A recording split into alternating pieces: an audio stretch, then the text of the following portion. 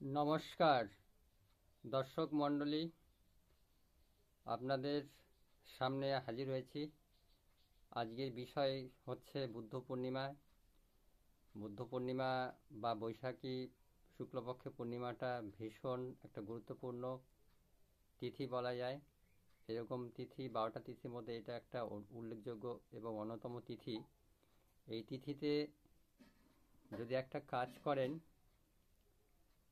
সেটা হচ্ছে এই বুদ্ধ পূর্ণিমা তিথিতে যদি চালের পাত্রে, হ্যাঁ বন্ধু, ঠিকই শুনেছেন আপনারা, চালের পাত্রে একটা জিনিস যদি মিশিয়ে রাখেন বা মিশিয়ে রাখতে পারেন, তাহলে সারা বছর সংসার থেকে দারিদ্রতা দূর হবে।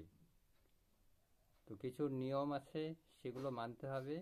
সেটা কিন্তু এই বুদ্ধ পূর্ণিমা তিথিতেই করতে হবে, তবে কিন্তু সেই সুফলটা আপনি সারা জীবন পাবেন এবং সারা জীবন ধরে আপনার সংসার থেকে দারিদ্রতা দূর হবে।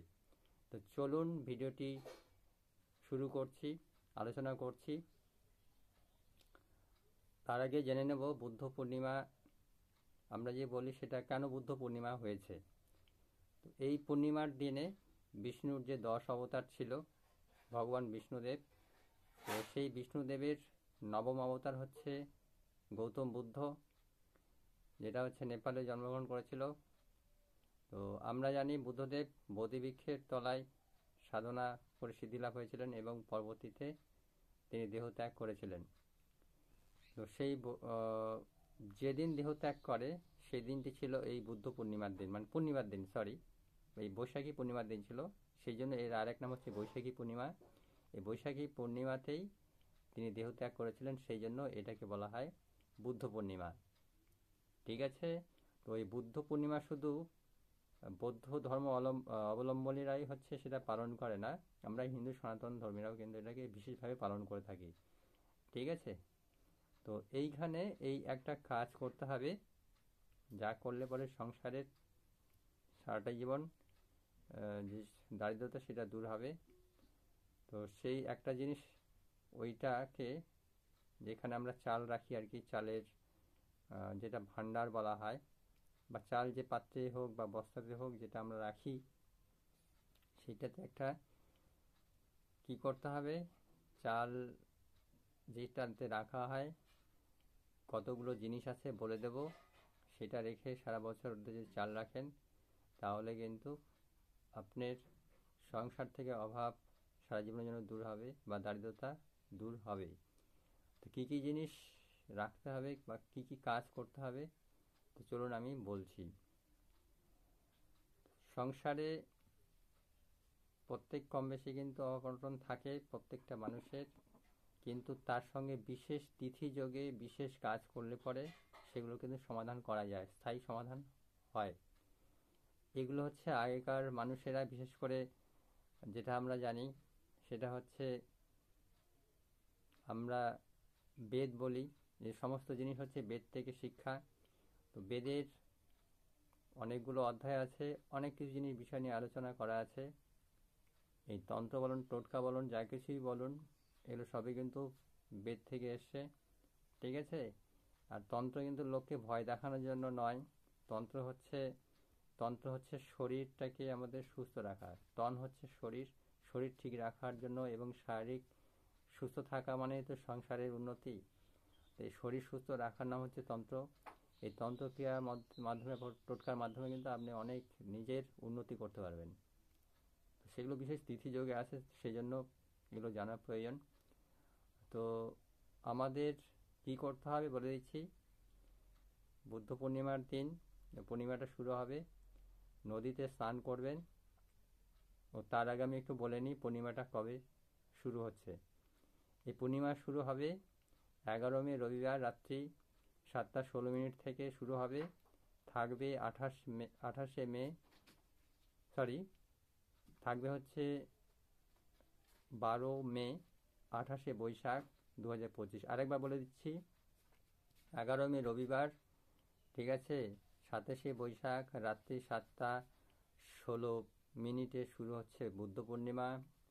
থাকবে সোমবার সারাটা দিন, সোমবার রাত্রিবেলা, অর্থাৎ বারোই মে 2025, 28শে বৈশাখ, এই সোমবার রাত্রিবেলা 9:18:26 পর্যন্ত এই পূর্ণিমাটা থাকবে। তারপরে কিন্তু পূর্ণিমা শেষ হয়ে যাবে।